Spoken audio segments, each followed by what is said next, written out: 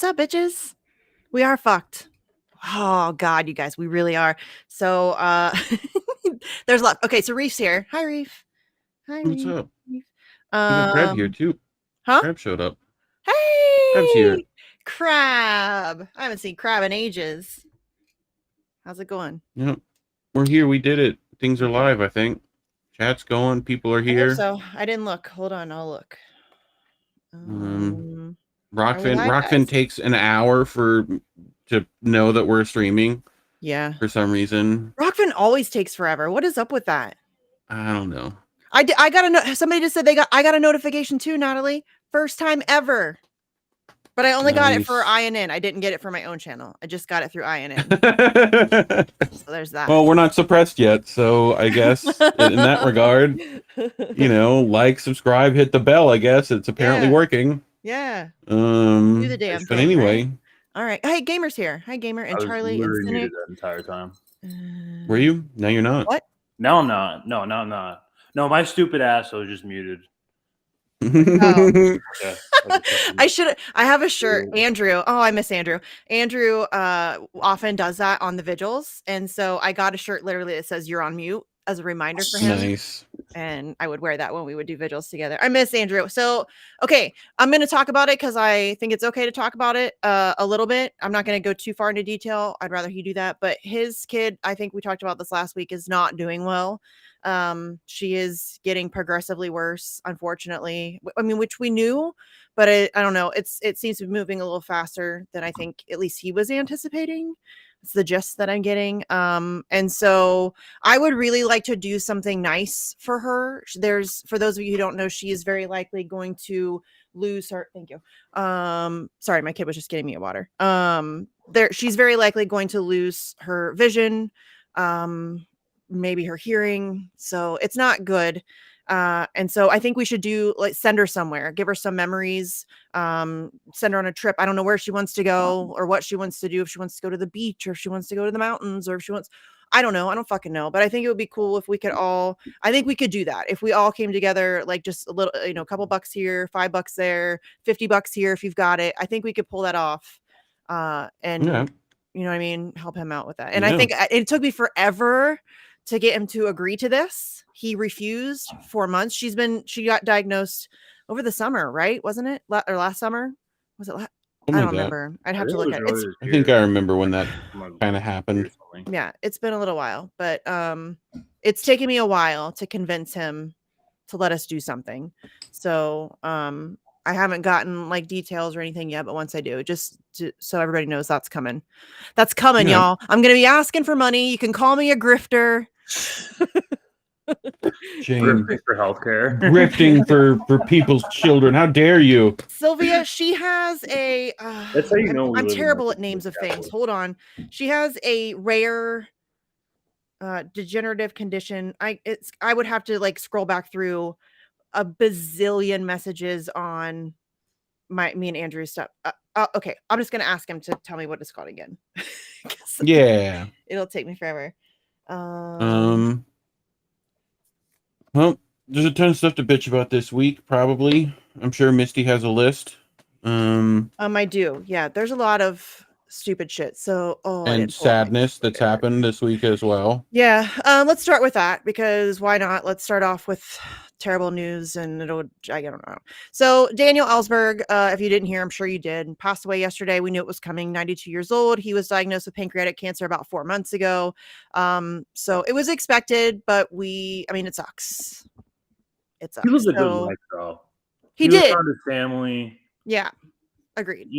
And 92, like that's for an American, like that's really old. That's pretty old. And he was wicked, like quick. He was, he was still on it with Ukraine and everything. Yes. Like, he died like a hero. He still, He testified in Julian's hearings in September of 2020. They screwed around with him. He had to be up very late. They gave him like 5 hours notice or some crazy shit. And he was, I think at the time he would have been like 89 maybe. Or something ish. So yeah, I mean, Jimmy was talking about it too. Oh, I'm sorry. He was talking about how he had, he still had his brain, I think is what Jimmy said, which is good. So. Yeah, and I'm glad that like according to his son, he was in no pain. He was surrounded by his family. So, I mean, that's all. I mean, we're all going to die, right? That's the best you could possibly hope for, you know? Yep. So, I mean, it does just suck though. And honestly, I feel really bad for Julian. This is another friend of his that has passed away, and he's not been able to see him in years and will not be allowed to go to the funeral. And that sucks. That sucks for him. That's the other heartbreaking thing. Like, I'm thinking, like, even if you let out Assange now, he's so like broken down. Like, For sure. 5 years of solitary confinement. You can't. Well, it's not just that. It's the know. 7 years of isolation in the Ecuadorian embassy, and it's Yeah. whatever 2 years of being on home arrest. And I They've mean, been talking he's with him been for years. he's been in some form of like detainment for over a decade, and during that time has been subjected to psychological torture for years, like ongoing. Like in the Ecuadorian embassy, there was like a full-on psyop concentrated campaign on fucking with Julian Assange. And I mean, which yeah, we also found out about in folders labeled CIA recently, so that's nice. Yeah, there's so much going on with the Assange thing, y'all. I could do a whole. I've been meaning to do a vigil and like catch everybody up, but I've just been busy. It's summer. My kids are out of school. There's shit going on. So I need to do one. But yeah, there's the UC Global case is kicking off. The case against the CIA. The CIA is being sued by 4 Americans who visited Julian Assange in the Ecuadorian embassy. Thus, they were spied upon, as was he. And yeah, there's a lot. That's what I thought when I saw those tapes. I was like, he looks so much more healthier, like compared to now. Oh yeah, when he's literally skateboarding, like how healthy he looks. And then I was like, yeah, it's so sad how they've broken down this man to like the very last like stick he has. Yeah. Yes. You know, it is terrible, and he's one of our greatest minds. I mean, and we've silenced it and destroyed it. It's terrible. I mean, I find it funny, you know, talking to us, we all kind of know these things, but you occasionally catch that person who like has no idea or has been listening to talking points on it, and it's just like you can feel the stupid that they've taken in, and it's really sad. Oh, he's a criminal. It's like, oh, I'm sorry, you're like this, you know. I'm sorry. You're like you know, shit. He shouldn't have published it. He didn't publish it. He got forced to publish it. It's like you have to go through every little detail every time. So anyway, but yeah, so I saw Roger talk about it live on stage. Listen. So yeah. Yeah, there's a lot of, I don't know. We don't have to. There's Stella's, if you want to go on the Ellsberg thing, if you want to go, Stella's been tweeting out a lot of videos of different clips of interviews that he had given or talks that he had given or whatever. And they're all fantastic. Obviously, you could go back and watch a lot of Ellsberg stuff, and it's all really good. But like, he was a day one supporter of WikiLeaks. Day one, no questions, immediate supporter of Chelsea Manning. And yeah, I mean, like Daniel Hale's team tweeted out that up until he got really sick here recently, every Sunday, Daniel Hale would call Daniel Ellsberg. That was his like kind of support. You know what I mean? Like he was like a confidant or whatever. I mean, that's just the kind of guy he was. He like really wanted to be there for other whistleblowers up until the very, very end. So yeah, it's just sad. I mean, 92, great life. Long life. Yeah, but sad. Oh my god, that's so funny. I'm sorry, I have to pull this up. It's completely unrelated, but this just made me laugh so hard. Oh, I don't know if that's right. Yeah, here it is. Okay, tell me if this comes up. Yes, at terrible quality there. Yes. Yes, police, they're parroting me. Oh. Do you remember that? The woman who called the cops on the black people having a cookout? Yeah, that Karen. Yeah. There was an article about the Karen that called the cops on that black guy with the bike recently. Something happened with that. I didn't hear about that one. Oh wait, no, is this the one Oh, I where they were remember. arguing Where over she the bike? really No, owned. She really did own the That's a bike. different she one. That's a different one. That was okay. a whole different. Because They had a whole different. that was shady as fuck. She wasn't a Karen. Like, I don't think. Yeah. She was in the right there, No, and she got this happened like during like trash. 2020. It was like something about like having his like dog, like she like pulled like tossed his dog or something like that, and like Mm. No, I like don't remember really that one. weird shit came out. Or like it Oh, was, that story was. Wait, was that the park people are so one? quick to vilify. yeah, it was something The in Central the Park one? Yeah, I think Like so. he was bird watching or something, and she Yeah, was walking yeah. her dog. Yeah, okay, I remember that one. Yeah. Yeah. He got like he's like gonna host a So show he's or some suing her shit. now. Is from like Oh, what I Mm. understand. I Yeah. heard that he's gonna like host a show somewhere, like Hopefully on some bird bird watching. watching. Yeah, some bird Yeah, watching show. that's a good I'm move. not joking. I'm pretty. I'd I buy don't that. think I made that up. I just did a Barry Weiss, but I don't think I made that up. I'm pretty sure that's a real thing.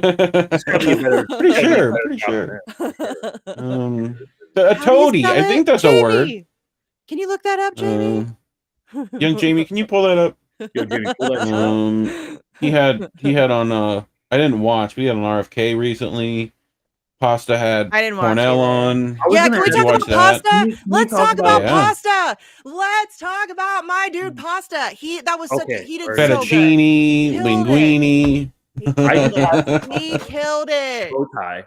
Killed Bow it. tie, Yeah. bow tie with a little broccoli. That's what you need. Bow tie pasta is pretty good. I Bow agree. tie- Sorry, we're making a You fucking throw a dumb couple joke. bow ties No, in and I'm there. over it, guys. Enough with your damn pasta jokes. Let's talk about my Okay. friend Pasta, who just fucking crushed the Cornell West interview. He did so good. He was polite, he was respectful, but he held his fucking feet to the fire on some Yeah. dumbass shit that he has said. And I didn't even know he Yeah. said the Fauci stuff. What Oh, the yeah, Oh, fuck? you didn't know about that? Yeah. You didn't know about that? No, I knew that about changes that. Like, everything really, for My me. good friend as soon Fauci. as you, That as soon as changes you announce you're running for everything. president, that's like an open door for everyone to go through your Twitter in the past 9 years and dig Yeah. up all the dirt that's ever been said in like whatever Yep. past time. And like personally, like, I don't really like hold that like against him. I guess it is pretty like dumb. I mean, I'm proud that he said that he's against mandates. That's it. Yeah. At least Yeah, he said did that. say that. I mean, At okay. least he said that. Yeah. I mean, I feel So, like that's a very God, is our bar that low? Well, I'm against Kinda. force. It I'm really against forced collapsed. medical procedures. I'm against forced medical injections. Like that's the bar. But it really Wow. collapsed when he asked Cornell, like, was it like a bioweapon, a man-made Yeah. or natural? Well, and he's also I disagree with him entirely on the Putin, calling Putin a thug and all of that stuff. And right, yeah.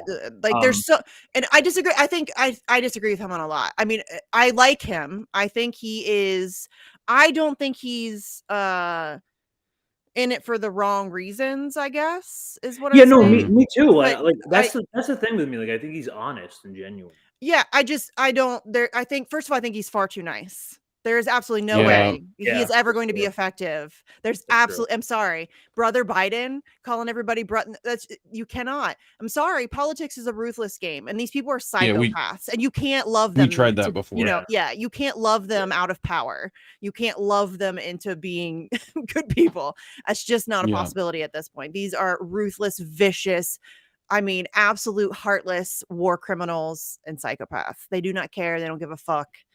And you cannot love them into being better. It's just not a thing. So I just think he's too nice. And I don't think he's going to be anywhere near as ruthless as he needs to be. He's not even willing to like call out. I mean, when he started talking about Putin talking about Trump and saying all the things that Trump, I'm like, dude, and he was saying that like in justification for calling Trump supporters and Trump a fascist. And I'm like, you just described Joe Biden. And you are equivocating. You're pretending as if they're different. And you're pretending as if that there is a moral justification for voting for Joe. There is absolutely none. That does not hold water under any circumstances. He said Just to vote for objectively Joe Biden speaking. too. Yes. There's a whole segment of him on Mehdi Hassan where he's like saying like where it's okay to vote for Joe Biden. No, it's not. Yeah. Sorry. Nope. It's not. It is not okay. It's not. It's just not, in my opinion. That's my opinion. Come for me or don't. I don't give a fuck. It's not okay. But Misty, to vote for him. it's the most important election of our lifetime. You gotta. Democracy's on the ballot. Don't you realize fascism is on the line? Yeah. How about we wait until there's not a fascist running for president? Right?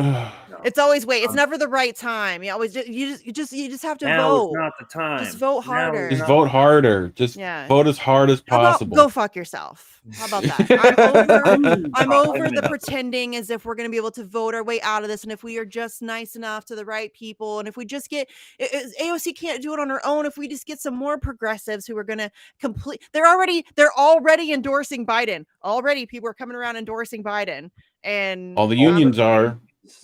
I mean, 17 unions. Oh, AFL-CIO. That's how you know. It's June of 2023.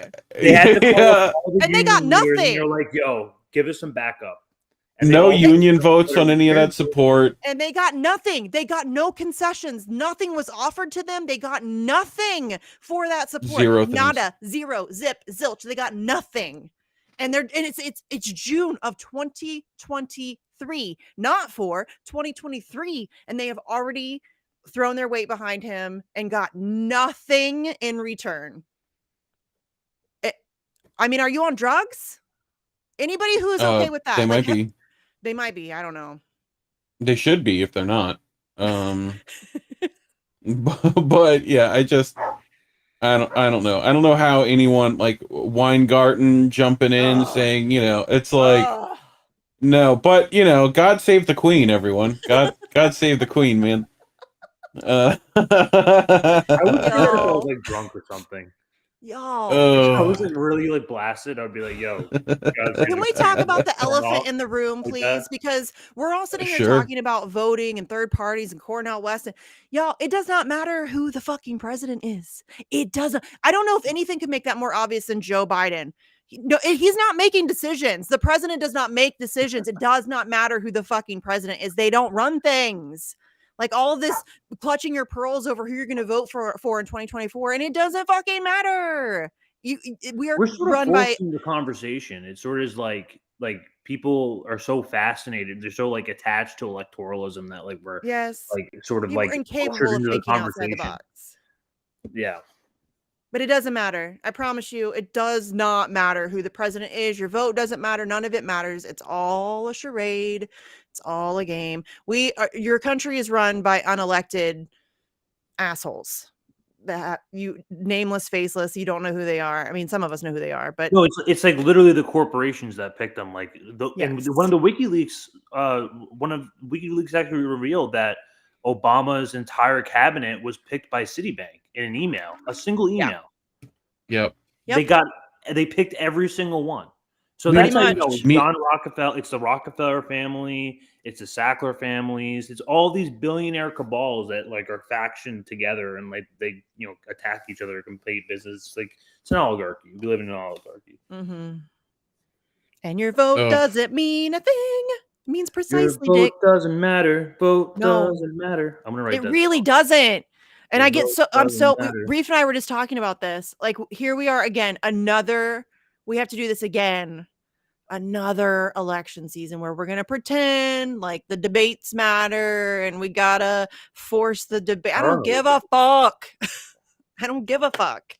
It doesn't matter. There is no, first of all, people are still acting like you have a democracy to even fight in. Like that you have a primary. It's like he's like Cornell, run as a Democrat. That's what they're in what primary? When you run as a third party, that's what their strategy is. They're like, oh well, Cornell, you sure? They're not. It's a coronation. They're not going to give you a primary. They're not even going to put you on the ballot. Sam, they went into a court of law and said, listen, we're going to go in a back room filled with cigar smoke and we're going to pick whoever the fuck we want. And there's not a damn thing you can do about it in a court of law. And you think that you're going to get a fair election? I mean, they told you straight up how they operate. And we're still pretending as if the Democratic Party is a vehicle for change. I mean, it has to be either you are plumb dumb or you are grifting off of that system, because there under no circumstances should anybody objectively look at that and say, yeah, that's how we do it. That's our rule. How do they plan on forcing a debate? I've yet to hear that. What strongly worded letters are doing it? If they just tweet enough. Like any street actions or any like anything? I haven't heard of anything. A call thing. Tell them to call. Like Yeah. zero, There will zilch, probably be nada. some They just think podcast it's gonna episodes. happen. I'm sure there will be some podcast episodes. Marianne Williamson and RFK Jr. won't even. I guarantee. I won't guarantee it. There's a possibility that they might do it as a performatively towards the end. But there's a rule in the Democratic Party that you can't participate in debates that are not sanctioned by the Democratic Party. Yes. So if they don't control it, you can't participate in it. And so and there's also think they won't. You can't run third party either. Yeah. That's a rule in there, right? That you can't like dirty break essentially. So to run in that party, you've had to sign a waiver saying that like you're not going to do that and you're going to support whoever the Democratic nominee is. Well, guess what? They've chosen that already. Yeah. Like it's not a thing. So I don't know. I'm just tired of pretending like this is worth the effort. It's not. And I mean, I'm pretty firm on that. Like to me, nobody has been able to give me a reasonable explanation as to why this is worth any time, money, energy, effort, resources, any of that stuff. We should not be that makes you complicit in the system. You're participating in it. Stop. We have to stop. Like I don't know. I don't think it really even matters at this point. The empire's going to fail. We're all going to be neither RFK or Marianne went to the unions to get support. None of them went over there to grab anything. I don't know if they didn't get it. No, well, that's not surprising though. No, of course they're going to support Biden. I haven't seen them say anything about it today. Like union leadership is so corrupt, you guys. It's so bad. Oh, yeah. I think generally speaking, it's like literally the mob. It's like the mafia runs the unions. Yeah. I mean, it's DNC party elites. Like, it's awful. That's why I'm tired of engaging with these people like Kyle Kulinski. It's like it. Yeah. I don't. Why do you do that? I don't. No, I don't. I mean, like, it's sort of like a circle of people that are kind of. I don't engage with anyone. Yeah, I don't engage with them. I don't see what they say unless other people do. It's like they're like they're like a big part of the conversation because they have a large audience. Yeah. Not ours. I know. Not the conversations we've been having. I haven't watched Kyle Kulinski since like 2015, end of 2015, beginning of 2016, maybe. I haven't watched any of, and I've never really watched Katie or any. I'm assuming those are the people you're talking about. I've never really watched those shows. Not that I'm like, again, I just don't care. Like they can do what they're doing. I just don't. To me, that whole like back and forth and the constant. Yeah, it's all a game that they're playing that I'm not. I tried to stay out of that shit. I don't care. Like it just. Yeah. It's all just silly. Like in the one time I did interact with Brie, I mean, I did not ever tweet at her, nothing. And she had Valshawn, who literally called her subhuman. And she had him on her show for 3 hours. And then she said in this clip, I don't care about internet points or clicks. I just want to get things done. And so I'm like, if that's true, why are you having on a person who A, called you subhuman, but B, his entire existence is about internet points and clicks? If you actually want to get things done, why is that the person that you're? And she blocked me. I was so nice about it, y'all. And I'm like, okay. I saw her at the I saw her in person at the I didn't speak to her, but I saw her in person in Manhattan at the worker strike back thing. I think she's like as tall as Chris Hedges. No, she's I'm probably taller than her, I would say. But I saw she was at she came to one of our very, very, very, very early Assange events in DC at the British Embassy because Nico was there. She's smart. So, there's things that I respect. Yeah, I don't really have an issue with her. I just don't care. Speaking of which, when's the next event planned? Again, so worker strike back. I don't know. Shamash Sawan, I take a little bit more seriously than some other things that are going on, and the fact that Brie is kind of interjected into this is sort of a problem for me because I went to the worker strike back thing in Manhattan. It was at a Manhattan community college. They couldn't even fill up the room, and the whole thing felt I swear to God, the whole thing felt like a live Bad Faith podcast where it was Brie. She was the first one to enter the room. It was only her, and then she sat down, and the rest of the guests came in, and it was 2 union leaders and Chris Hedges. And then they just like kept on, like, it was just like every pause in conversation was just like, Brie was just like holding the mic. She's like, so what do you think about all of this, like, Democratic leadership? Like, what are your thoughts on that? Like as if she was like in the middle of a fucking interview. It's like, this is so is this worker strike? Is this what we're doing? Because I mean, I don't know what that's doing. I'm not. don't either. I like Kashama too, and like I have, I just have some. I might get slack for that. Like I have a little bit of doubts about. I have doubts about any kind of organization because it's always going to be infiltrated and co-opted. Almost always. I mean, I mean, at this point, it's really difficult to organize without that being the case. So it's more about like Kashama and what she did with the Carpenters Union in Seattle. Isn't she fucking with DSA too?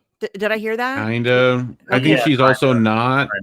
That's a mistake. That's what I'm saying. Like, these are all like the Trotskyites who are gonna like hold out like signs of like socialism now in front of like that's all they're gonna do. They're not gonna actually do any. Yeah. They're like organize. It was just like where my problem with it is right now. But I mean, I don't know. I suggest like looking into like what she did with the Carpenters Union. Like I spoke to someone in Seattle who like someone like from a different organization who was like actually involved in the Carpenters Union. She said that like she basically fucks up every like workers movement that she touches. Oh, that's that's what I heard. I'm not saying that for sure. Like right. There's articles on the Carpenters Union thing, but still, like, there's definitely problems. Colin said he'd join at some point to bitch about unions. Team Orca. Dude, those whales are something that's like the opposite of bitching. I wanna support those whales in any way possible. Yeah. Speaking of Care Bear, I have an echo. Who's the echo? Is it me? Hopefully it's not me. I don't like an echo, friends. You know that. I don't like hearing myself. There we go. It makes me angry. There's Colin. What's up, Care Bear? Wow. Hi, Colin.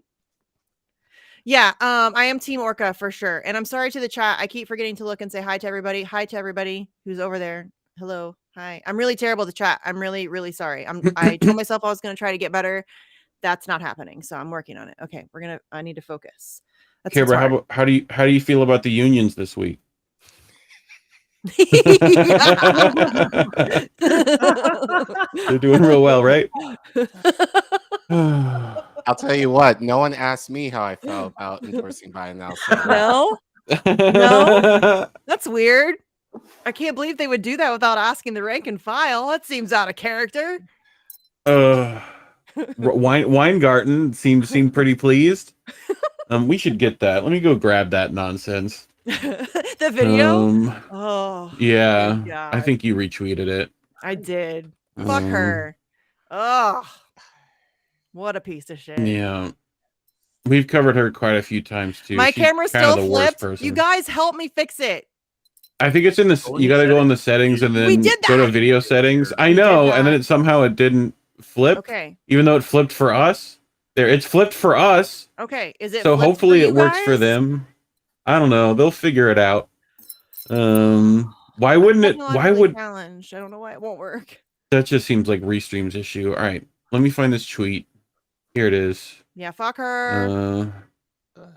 Biden. And then she said some shit like the most labor president. Blah, blah, blah, blah. Oh my God. Oh, shut the fuck up, you liar. Lying, manipulative piece of shit. Garbage. Why you always lying? Allegedly. All right. Allegedly. Let's do here. It's still flipped. What the fuck? It's not flipped for me. I see it fine. Hopefully next time we'll fix it where it like fixed for us. Yeah. Anyway, I think as long as we have it right before the stream, maybe. Poppers. Aww. This. I just kicked one of my cats earlier. I felt really bad. This video. Here.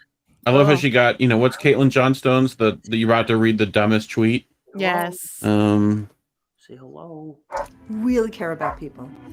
President Joe Biden and Vice President Kamala Harris really care about people. I've turned into get the importance of workers having a voice and students having real opportunity. They are unabashedly pro-labor and pro-public education. I'm Randy Weingarten, and the 1.7 million members of the AFT, representing public school teachers and school staff, higher education faculty and campus staff, nurses and healthcare professionals, and public employees across the country. All of us are proud to support President Joe Biden and Vice President Kamala Harris for the Democratic nomination in 2020. She's terrible at this, by the way. Very much so. That's all She's a she horrible got. actor. She's a horrible presenter. That is terrible. It's terrible. That's terrible. And she's That's full all of she shit. had. And she's full of fucking shit. She's a liar. Yep. Allegedly. Yep. Within the last hour, all I was watching, because the algorithm just fed me all these videos about Ohio teacher shortage, New York teacher shortage, California teacher shortage, and she's off saying, I endorse Joe Biden and Kamala Harris, who have done shit for teachers, especially since the pandemic. And I've said this on INN. Reef knows this because I've said this on INN News frequently. Like, Jill Biden, you're a professor. You're supposed to be, you're a teacher yourself. You have not advocated for teachers in terms of of your job. Nope. Like, if we really care about teachers that much, why haven't you said shit about, as far as, teacher retention or teacher pay, or take your pick of any issue? Yeah. Have you heard yet a thing from this administration regarding teachers? And it's going to blow up within the next few years that schools are not going to have teachers at all. No. And no one in this country seems to care about that. We cared more during the pandemic when kids were home virtual, but now that we're back in session again, no one gives a shit about teachers anymore. So I don't think anybody ever did, honestly. No. Honestly, I think that this country has long treated teachers like shit, and it's embarrassing, frankly. But I don't know that notice- there's a more important job than a teacher, honestly. I do not. If you think about it, I mean, other than a mother, which I think is also should qualify as a job, and you should be like appreciated. We treat mothers like shit too, but teachers, I mean, it doesn't matter what other job you have been impacted by a teacher. It doesn't matter who you are, unless you are homeschooled. And then even still, it is your parent or whoever your homeschool teacher is. Everybody's been impacted by a teacher. And you notice that all the unions, at least as far as I could tell, are basically for white collar labor, basically. Yeah. I have endorsed. Haven't heard anything for the railroad workers regarding them endorsing Biden. Right? Haven't heard anything about that. Haven't heard anything in regards to any transportation agency, as far as I know yet. Haven't said anything about Biden yet. So this is just another example of class, generally. And I hate to say that teachers are blue collar, because that I think teachers is a very weird dichotomy between having that kind of status, but yet you're still kind of treated like shit. But I would argue, just for the qualifications that you need in order to be a teacher, sure. But there's, I don't know. It's immediately, it was just the idea of class. Profession, labor that generally does well, for the most part. At least the leadership are already, and you said it before I came on, it's summer 2023. Why are we endorsing people now? Right? What the fuck? We're only a year out. I saw this happen firsthand with the Rutgers union right here. Mm-hmm. They gave up after a week. They strike. They went on strike for a week, and they're still complaining about not having a contract. Well, what do you expect? Like just like union leadership comes in and they're just like, okay, enough, done. Because it's on that level where they make those kind of decisions. Yeah, as I said, they don't speak for me when they endorse Biden, because I'm like, nope, I haven't gotten anything. And what demands have you made? None. They got nothing. That's what we were just talking about, Colin. They got nothing. Nothing. Not a damn thing. And again, it is June fucking 2023, and you have gotten nothing for your support, and you are in the game already before it's even really started. More people could enter into the race. Lots of things could happen. And the idea that they are, jumping in so early, to me, it's obvious. They want to just be able to push the idea that they don't need to have a primary. They don't need to have a vote. Biden is the option. Biden is our choice. That's it. Look, all these unions already support him. There's no need to have debates. There's no need for a primary. Everybody just move on. That's the strange thing with Biden is there's nothing like a substantial that he's running on. It's all media psyops. Like this happened in 2020 too. He whenever there's a run, it's just okay, he calls up his crew and they're like, okay, we're running with it. We're all going with Biden. All right, you got the call. All right, we're going. And Trump is a fascist. We got to go. This is what makes me angry about the fact that we're even fucking doing this. It's all stupid. It's meaningless. None of it matters. And here we are talking about something that we all know is bullshit and that none of it matters. And yet we're all going to be hyper-focused on it for the next year and a half. Why? Yep. Why? I don't understand. I do not understand why we're so focused. Can we just do other things? Can we start building parallel structures? Can we start working on community gardens and mutual aid networks and figuring out how the fuck we're going to deal with the collapse of the empire? God save the queen, man. Because that's coming. Yeah. And God save the queen. And yes, go Deftones. Thank you. Go Deftones. Yes. I mean, the reason you say that, but hold on. Let me show people this nonsense because it's worth bitching about too, because a lot of people missed it. If I can actually get things to work, hold on. That up there. This needs to close. Jesus. Okay. So I drag over here. And then yes, I know it's that still mirror actually image, works. guys. I'm sorry. It's fine for me. I don't know why it's not fine for you. Next week we need to do it before we go live. I think maybe why is it? Yeah, I'll remind you. It drives people crazy because they can't read the sign. Would it make you guys feel better if I just remove the sign? The sign? So you're talking about projects that they're wanting to do, right? Well, we're going to end and we're going to help. We have plans to build a Pacific all the way across the Indian Ocean. We have plans to build in. Where? Wait, huh? Wait, what? We're going to end and we're going to help. We have plans to build a railroad from the Pacific all the way across the Indian Ocean. We have plans to build in Angola, one of the largest solar plants in the world.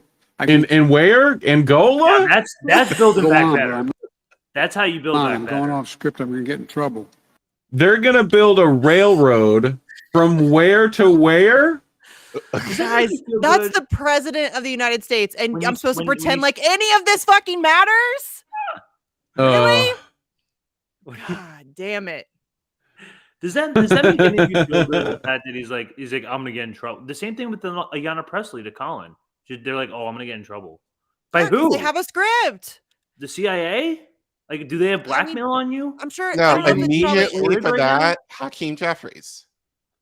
Like Hakeem Jeffries too. They're like, oh, I can't. I'm gonna get in trouble right now. By who? You're the president. So this is where the ambition of Joseph Biden is from there to there. If I can switch the fucking restream. God. Oh, is it gonna let me do it? Hello? There, finally. There we go. That's where he wants to from there to there. That's the railroad. There's a railroad from here to here that fucking leaked poison. You want to do it from there to there? We're building back better, baby. We got to build that bridge, whatever that is. His brain is Talk not about the gamer. fixing I-95 first before you talk about making. Y'all. Fuck Biden. I'm voting. Where's that at? Orca 2024. I'm so over this shit. I'm so angry that we are going to have to talk about this for the next year and a half. I'm so angry. It is so frustrating for me. I hate it. What else do you expect? I hate it. I hate it. I would This much is rather. the worst. This is the worst every 4 years. Like the election year is know. always the worst. Always the worst. It sucks. I'm so over it. I'm so over it. It's exhausting. Okay, so here's speaking of I-95. Here is Fetterman, everyone's favorite fucking Minions boss. Here. Earlier today, some comments about the tragic accident on 995, and if you want to make any comments with respect to that, feel free. You're recognized. No, I would just really like to, the 95,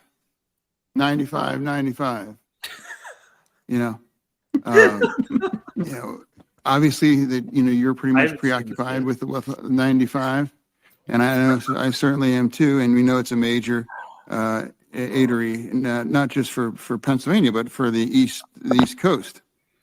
And a lot of Pennsylvanians are worried that the delays in repairs bring to its standstill. Earlier today, some and guess who he's endorsing with that lovely, eloquent, articulate, very articulate man. Birds of a feather. They should you should have a mental cognitive test every 6 months, and if you fail, you get fired, and then you hold an election where you get someone else. You can't have these fucking elders running around a collapsed bridge here. You want just brain soups running your country? Is that what you want? Well, that's the thing. That's what I just said. They're not running the country. Walking sacks of brain soup. No, they're not running the country, though. I'm standing next to the president again, next to a collapsed bridge here. And he is here to commit to work with the governor and the delegation to make sure that we get this fixed. The delegation? This is a president that is committed to infrastructure. Yeah, and then on top of that, the dual kind of law inflation bill that is going to make sure that there's going to be bridges all across like this, all across. We would not be the city we are right now without this man here. And I know he lives close. He's from Delaware. He's considered himself almost a citizen here. But he, President Mouse SF. I'm dying to see Fetterman do putting on the Ritz. Alone. You have to explain. I better explain that. Some don't know what I'm talking about. My wife's a Philly girl. You know what these people be? These readers the at president Walmart. again next These to a collapsed bridge here, and he is here to to work with the governor and before you leave. Delegation to make sure that we get this fixed. Oh, sorry. Yes, it's just loud, and we already saw it. These guys. Listen. Fetterman should he's not fit, y'all. I mean, it is unbelievable to me that that's even in question. Misty, be careful, because people say that you're... I'm ableist. Go fuck yourself. Yeah, like no. I'm not ableist. But you know what, though? If this were a Republican, if this was someone like Santos, people would be calling to get his ass out of there. 100%. Yes. 100%. We know that would happen. Yeah. I'm just being consistent about it. Right. Because I don't like any of them. And yeah, y'all, he's clearly unfit. That's not ableist to say. That is just an objective perspective. That is all that is. He is not fit. Period. Look, I'm not, and no one's saying, look, take the time off if you need to. Mental health, y'all. Take the time off. Stay with your family, get properly healed up, and then if he wanted to run again, like he's young enough, if he wanted to run again, like whatever, yeah, you're free to do that. Sure, go or do something else. Nothing wrong with that. I actually would respect him more if he did that. But you're trying to run the state and you can barely speak. But then again, we have a president that barely speaks too. So yeah.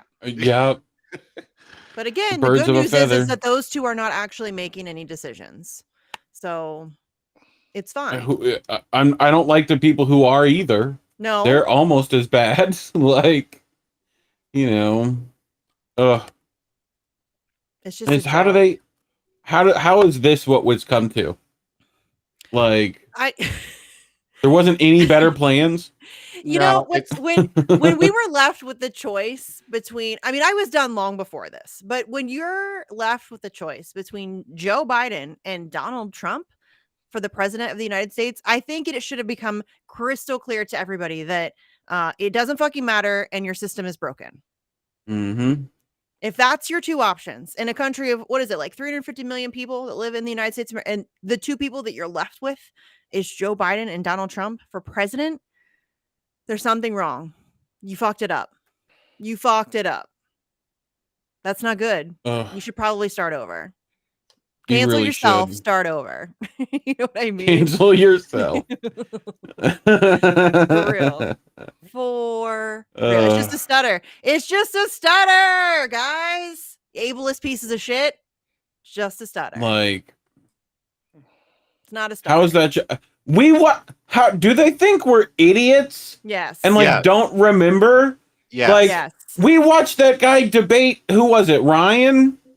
He used to Paul be Ryan? super eloquent. I mean, still a douche canoe, but very good speaker. He was very, the internet exists. These videos exist. He C-SPAN exists. He's given multiple speeches. He's been a public figure for over 50 years. It's a stutter. Fuck you. No, it's not. That's absurd. It's fucking absurd that anybody thinks that is a passable excuse. It is not. It's not a stutter. He's never had a stutter.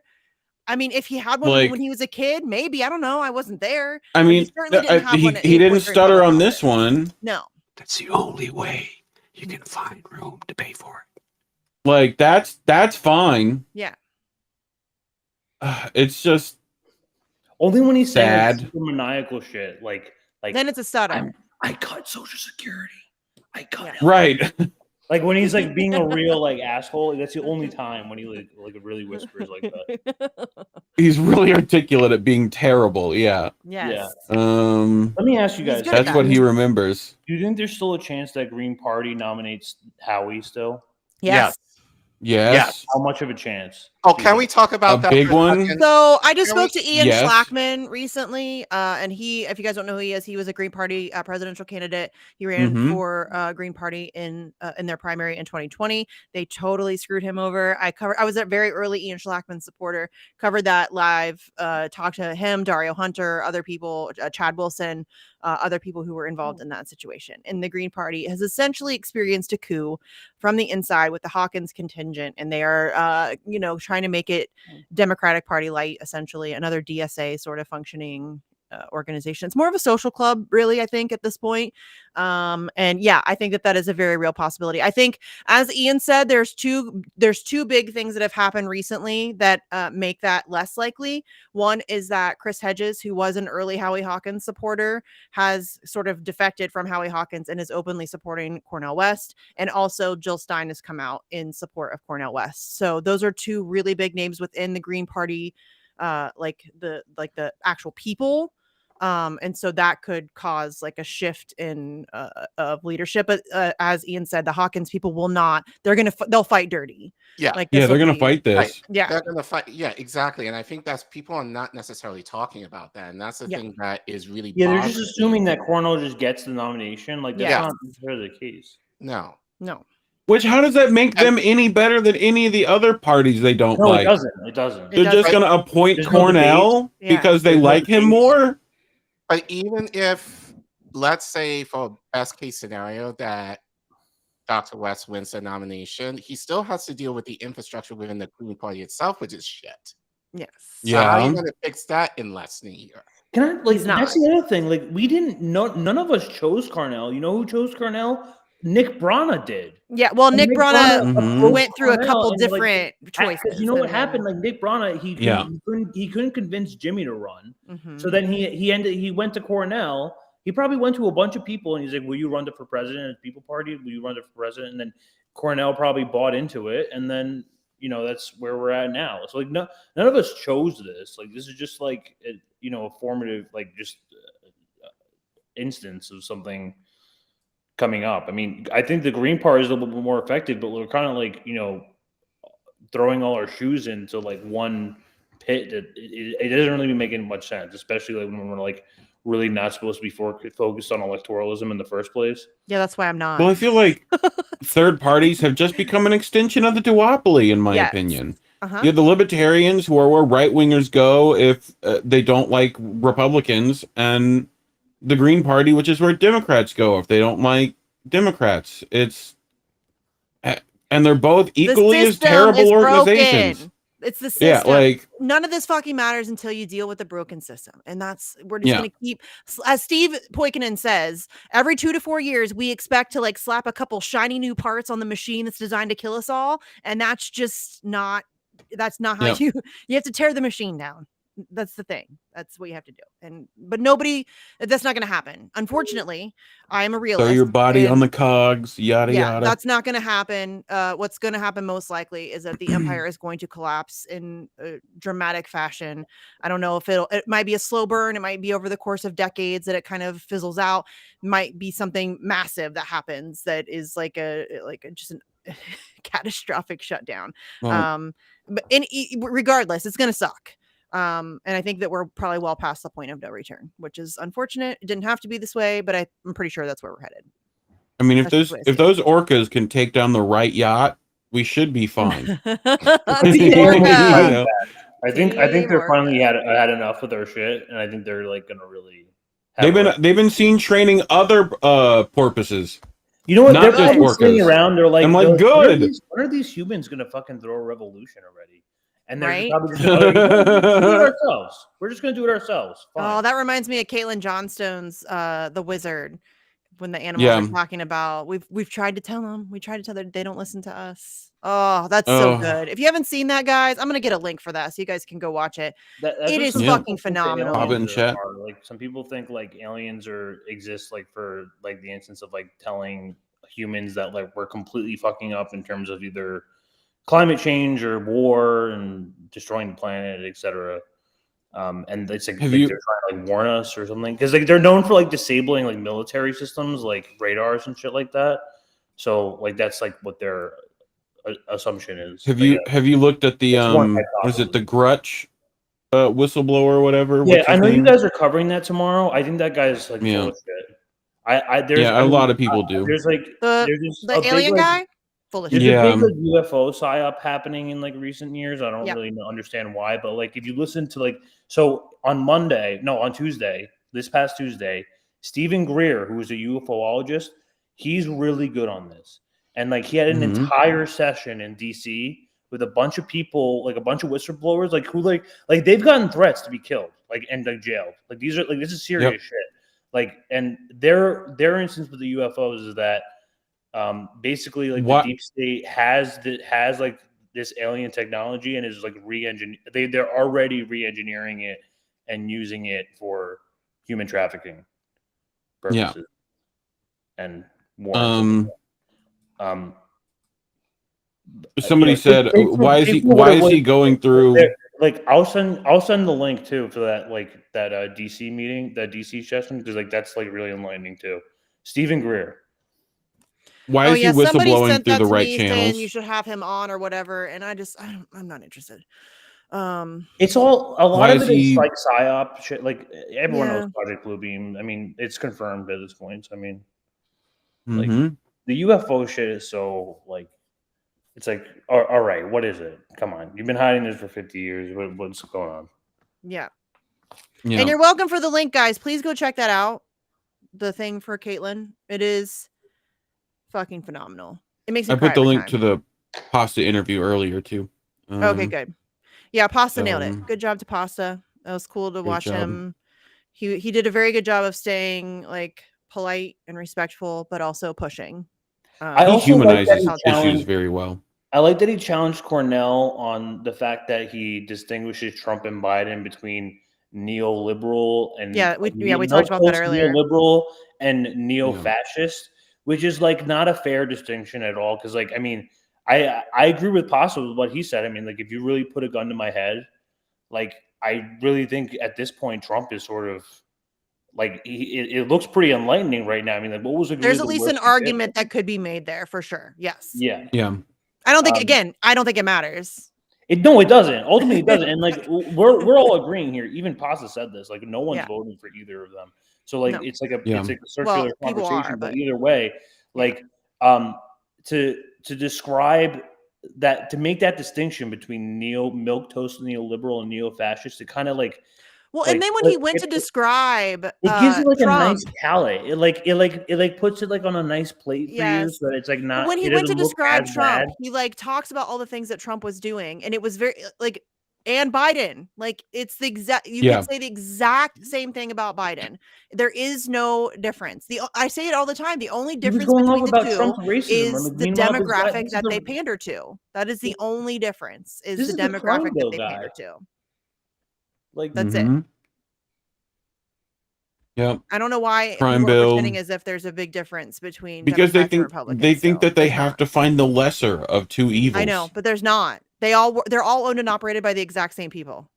Yeah. They I feel just like pander to Cornell, you like, differently. I think Cornell doesn't want to get canceled by his like, semi like milquetoast liberal crowds. Quit worrying about it. Right. Yeah, I just Solve the That's what problem. I'm saying. That's what I'm saying. Stop engaging with people. Stop like playing nice. Stop like, even cut it off. Like, these people are fucking. They're pulling down any sort of Wasting movement time. that's possible. Yeah. They're literally hurting it. Like, don't even engage. Well, these here's the fucking- thing, and people don't maybe know or remember this, but Chris Hedges was asked to run for president, and he said no. So how is it that Chris Hedges had the foresight not to, but he's supporting Cornell to do it? That in of itself seems a little weird to me, considering that they're both in academia, and you would think that Cornell would want to kind of steer clear away from that, or at least Chris being able to say to him, you know what, I understand the sentiment, but maybe you're not necessarily built for this or whatever, because I heard what you said, Misty, or before I came on, like, Cornell's a theologian, and I know it because that's what I studied in college. The way he speaks were the kind of papers that I had to write, in college. So obviously you're going to be like, I love you. Everyone is equal. We're all Turn the other cheek, yada yada. We're all beautiful He's in too the image nice. of God and all that. Right, exactly. He's way too You're nice. way too nice, and they're going to attack. Well, they already are, especially like the Black contingent, who are being very sneaky about it in terms of, yeah, we respect him, but you're shit for running outside duopoly. Yeah. They're already starting to go against Dr. West. And Dr. West has to come out like a boxer. Like, no, you gotta start taking names, and you can't afford to be nice. And I know, like, calling everyone your brother and sister, that's kind of his shtick. That's fine, but like, it's not. You gotta really, be willing to call these people out too when it's needed. And if you can't do that effectively, then I'm sorry, I can't necessarily go for you, even though you're better in terms of running outside duopoly. But you gotta come a little harder. Chris Hedges was sort of asked about this, like, by Bree at the worker strike back thing, and he did say that, like, where we should have like a focus as like mainly on labor as opposed to like electoralism.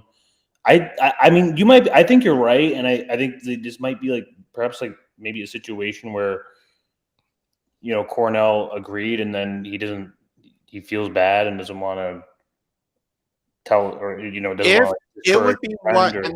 They're good friends. They're like Cornell and Hedges are very tight. Yeah, they're friends.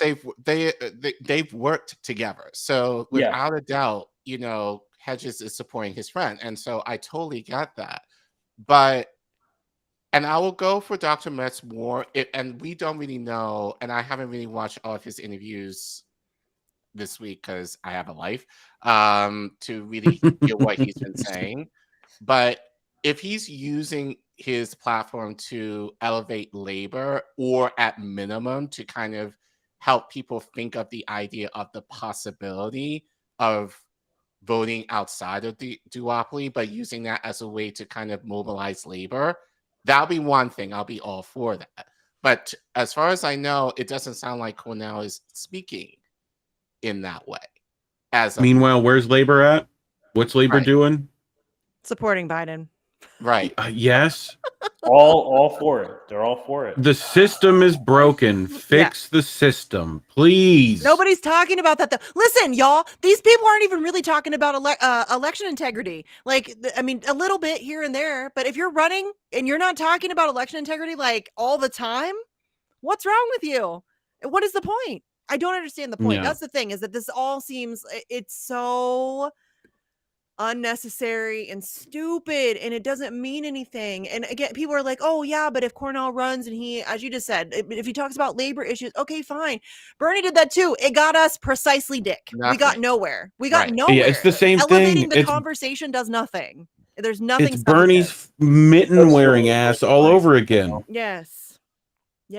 Like, and I'm sorry, but even people in the space are kind of falling over Dr. West, and it's like, I can't look. Or Kennedy, stop it! Jesus fucking Christ! Oh, stop it with the Kennedy cities. You're just fucking Zionist. Oh, I'm so over it. Get the fuck out of here with the fucking Zionist bullshit. I mean, I never understood why. And no offense, actually, no, all the offense in the world, but like, I don't understand why people are going. He's a Kennedy. Yeah, RFK can. Number one. Yeah, he's a Kennedy. He He's a fucking off. Kennedy. I really don't care. And he's running as a Democrat.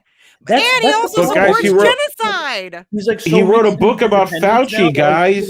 He wrote a book about it. He wrote a book about Fauci. Okay, that's fabulous. That's really going to help the people of Palestine. Genuinely. And you can't expect somebody to be good on everything. Listen, being good on opposing genocide is like the bare fucking minimum here. That's the bare fucking minimum. And Iran. So he wants to bomb Iran too. Yes. Y'all. I didn't catch the bit on Pastas about Ukraine and Russia's. How does Cornell feel about that? Can someone enlighten me? He wants peace, but Putin's a gangster. Yeah, he asked him about the got it. That's a nutshell. And then he called him a thug. Yeah, not a thug, gangster. He said, I don't use the word thug, but he did call him a gangster. And listen, he's right. I mean, Putin is, he's a former spy. He's like, you know what I mean? Like he's kind of a gangster. He's kind of a thug. Like I say it all the time. You cannot become a world leader. You cannot reach that level of power without being kind of a psychopath. Like you have to be willing to exploit the shit out of people. You have to be willing to be ruthless. You have to be willing to do some really terrible things to be in that position. So to his credit, that is actually true. However, you can't make peace talks with Putin if you're sitting there calling him a gangster. That's what I'm trying to say. If you're calling him a gangster, and if you're seeking the level of the presidency, you need to be able to enter into, that is how peace gets negotiated, is by sitting down and if you're going to sit down across from this man, having called him numerous times a gangster and talked about all these terrible things that he's done, meanwhile, while you're making excuses for the things that Joe Biden does and for the things that the United States, I mean, that's not a good starting position. That's terrible. Meanwhile, Putin is actually trying to support African nations right now. Yes. So, yeah, you know, well, I love how they're calling Putin a gangster, yet they which president do all the Democrats pretend they revere? What family was that? What were they doing during Prohibition? Like, at least they give him something. Like all America gives is bombs.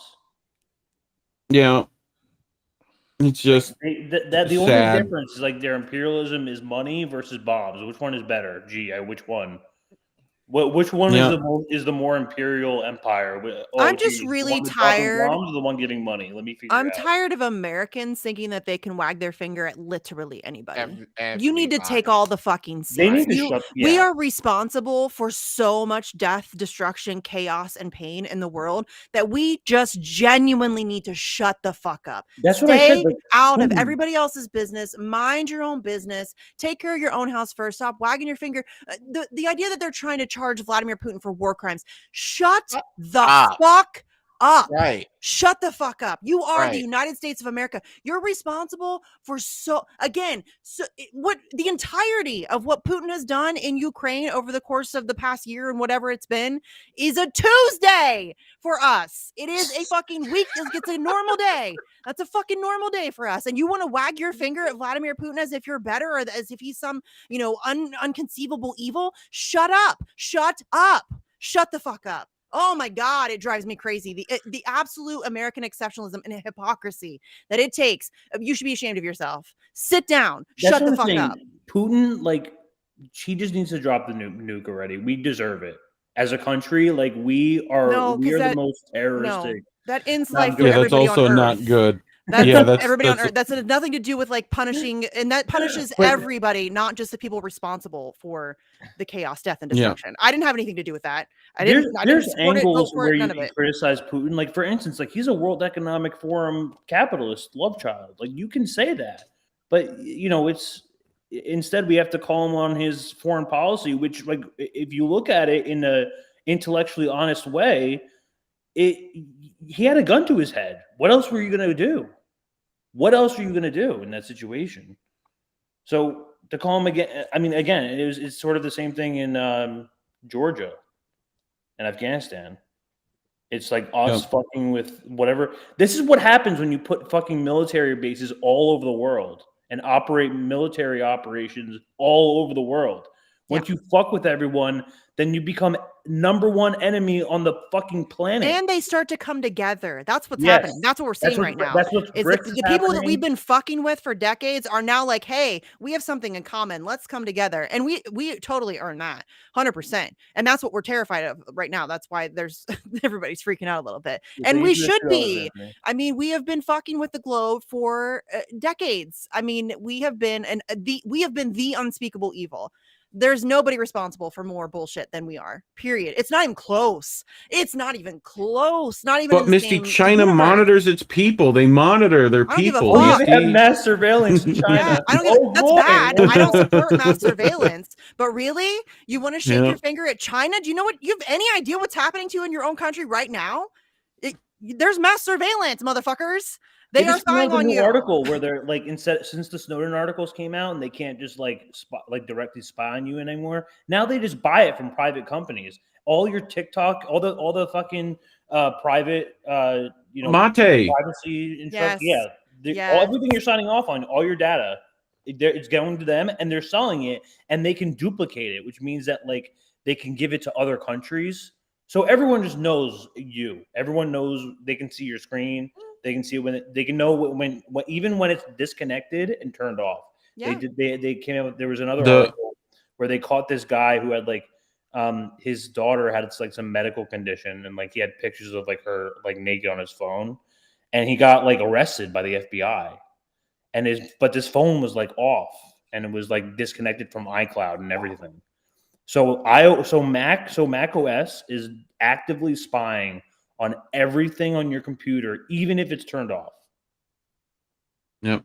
Of course they are. Mate had his data almost taken, right? Yes. Ukraine decided.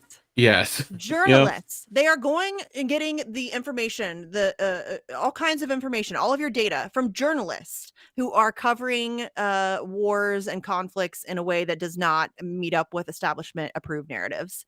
That is unbelievable. No, it's not. It's totally believable, but it's fucking crazy, and that everybody's just fine with it, y'all. This is now it's the new norm. Now we saw it with Kit Clarenberg, we saw it with Fiorella, we saw it with now it's the new norm. Now you can just Julian Assange, motherfuckers. This is what I've been screaming about. If you don't speak up for Julian Assange, this is what's going to happen, and this is exactly what's fucking happening. Yeah, other countries they're using the same principle to charge journalists. Now it's just the entire world. Now that we do it, once America does it, that's the A-OK for the. This opens up Pandora's box, y'all, and it's not just journalists. If you think that journalist is a very vague word, and they get to describe or they get to define what that means, so it comes for all of us. It comes for any of us. If you post something, if you blog something, if you tweet something, it doesn't matter. It can come for you too. It's not just about journalists. It is not. Journalist is very vague. Nobody can even define what a journalist is, and depending on who you speak to, Julian Assange is or isn't a journalist, however it helps your narrative. It's coming for everybody. This is fucking crazy. It's fucking crazy what's happening right now. And I hate it. I hate being right about that kind of shit. I like being right usually. It's a fun time for me.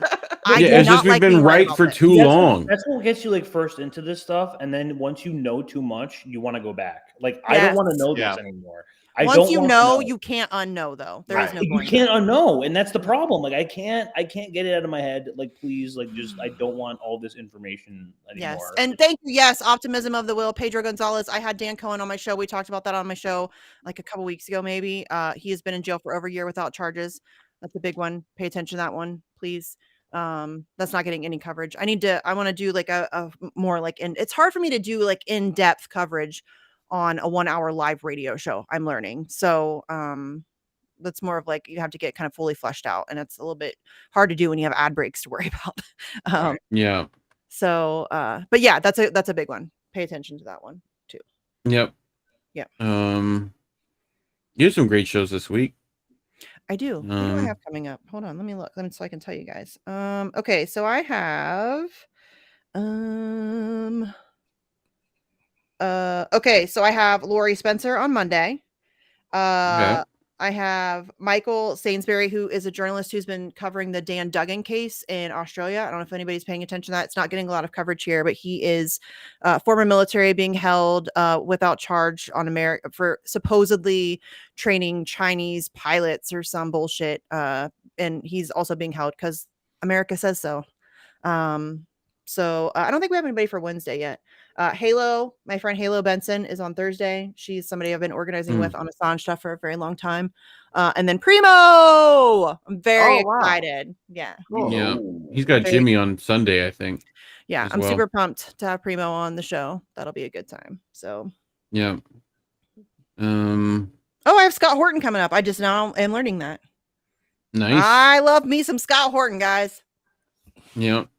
He's like one of our best anti-war voices currently, I think, in my opinion, right now. Yep. Dude's like a fucking encyclopedia. I just had Connor Freeman on yesterday. That was he's like a little baby Scott Horton. Yeah. I mean, I think he's taller than Scott Horton, but I mean, you know what I mean? He's like a younger, he's going to be like Scott Horton 2.0, like wicked smart, encyclopedia brain, like the ability to recall facts and information. Yeah, it was fun. He's a good one. Apparently, Kit might also have Jimmy on Sunday. On Afghanistan, or he at least like appeared on it. It's called like Taxi to the Dark Side.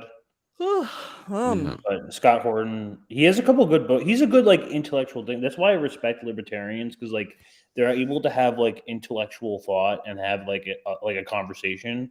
As opposed to liberals, it just starts from they've totally accepted me. I mean, we disagree on a lot of things, but they've totally like we're friends. Like we have good relationships. We talk all the time. We go on each other's shows. We work on the things where we agree. We disagree and make fun of each other when we don't. You know what I mean? Like we give each other shit. Liberals are so hostile. They want to like fucking rip your face off as soon as you say like one criticism. It's like. Liberals are, I mean, I can work with anybody, and I will work with anybody. If a liberal approached me and wanted to work with me to free Julian Assange, which is something that's never going to happen. But if that happened, okay, absolutely. Let's fucking go. You know what I mean? Like, welcome to the club. Of course. Like, I would never turn away anybody, literally anybody. But they are very hostile, and they are very delusional. I mean, I know that's harsh, but they're just, they just do not understand. They don't get it. It's hard to talk to them. It is like it tests my patience on a whole other level. I can't do it. Yeah. I try. I advocate for working with people and talking to people that you disagree with, and I try. It just does not usually go well. I just don't have a lot of patience for it. It's hard. It's the people, the worst ones are the people who haven't been paying attention. No, that's liberals. You just described as liberals. Yeah. I mean, it's just depending on how long they've been. Like, they're being fed like active disinformation. Yeah. They're highly propagandized. That's a nicer way to put it. That's better. Yeah. They're highly propagandized. Like, when we had the communist revolution, like we literally need re-education camps. I'm not kidding. Like we're gonna need to like. I am against re-education somehow. Like we need some. Yeah, I mean they don't sound great. No, it doesn't sound great. But I'm just saying, like. No, we need some like peaceful re-education. No, Okay. Sorry. Absolutely not. I'm not okay with. I'm not okay with putting people in camps. With the camps are not the. This I is mean, this is if we're why gonna roast marshmallows, like that sounds fun. I'm you know. anti-authoritarianism in whatever form that it comes. I don't give a fuck, and that is authoritarianism, and I'm not interested in any way of. I'm joking. I'm making a joke. I know. George Takei would like to talk to you about camps. No, just fuck not George on anything Takei, else. but yeah, no camps. I know. Yeah, not on anything else. He doesn't like camps, but everything else, terrible. Yeah, I agree with him on the camps. We can find a point of agreement there for sure. For sure. Maybe take a happy. He sucks. Anything else? What else we got look. this week? Let me look because I need to do a better job. Would you guys like it? Do you like the free flow thing? Because I'm open. This show is for you guys as much as it is for me. More for me, but I like the bullshitting. Just is the free flow cool with everybody, or should I come with like a bitch list where like I have like my top 5 things that piss me off and we can go through those, or I'm open to whatever. I think a little bit of that is useful. Okay. Yeah, I think like having just like a little bit, like a couple bullets, and then just like riffing off of that. Fine. Yeah, I can do that. I can come with like my top 5 things that piss me off for the week or whatever. Narrowing it down to 5 is going to be Misty making lists. God, who would think she would do something like that? I'm glad you do, because I hate doing it. No, even though I need to do it. I don't like. I know. I have a love that's what I have Care Bear for. I have a love-hate with lists. Like, I like lists. They help me feel organized, but I very often forget my list. Like, if I make a grocery list, guaranteed I'm going to the store and it's still at home. I'm good at that. Or even if I have my list, I will 100% forget at least one thing. Yeah, we can just ignore the list. What do you mean? Yes. You know? My kids make fun of me all the time. This is a running joke in my family that I cannot go to the store without forgetting at least one thing, and that's a good day. So, yes, I'm self-aware, painfully self-aware, self-aware. Okay. Is there anything else that we wanted to bitch about? I don't think so. Greg, you had something you wanted to bitch about that you mentioned. It was the Cornell West thing. Okay. Oh, okay. Yeah. Okay. Well, we definitely covered that. Yeah. And I'm so tired. Honestly, I'm so fucking tired of talking about candidates. I don't give a fuck. Yeah. I don't care. I have to pay attention because of my job, but I don't care. I do not give a fuck. Feds right now. Yeah, that's. You know what they did? I love today? how they all complained about Elon Musk, but yet John Oliver. It was just sexy pictures of John Oliver the entire front page today because the blackouts didn't work. Then they tried. They tried uploading 1 gigabyte files of just noise to fuck up their bandwidth, and it actually worked a little bit.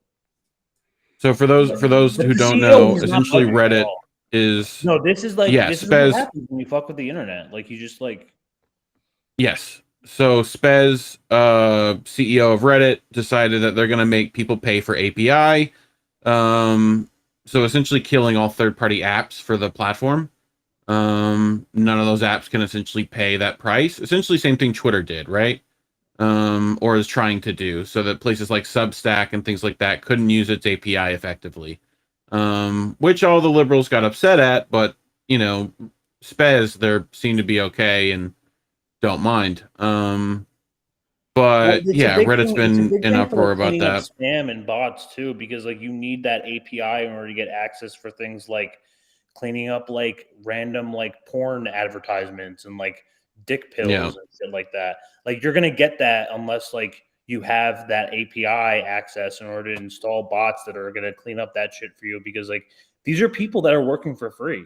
Like they're not getting paid. They're moderating these entire communities. Yeah, they're all volunteers. Yeah.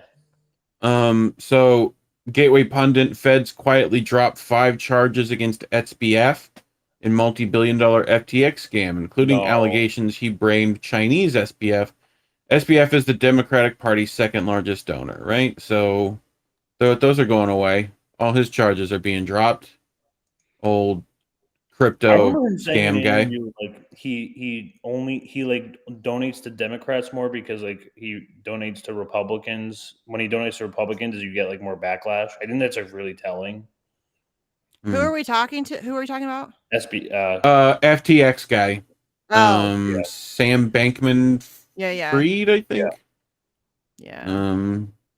So yeah, they're dropping all the charges against him. Shocking. At least 5 of them. So I feel like it's definitely we definitely understand, at least the deep state definitely understands that Democrats are more, publicly favorable option, or at least like culturally, that's where people tend to sway.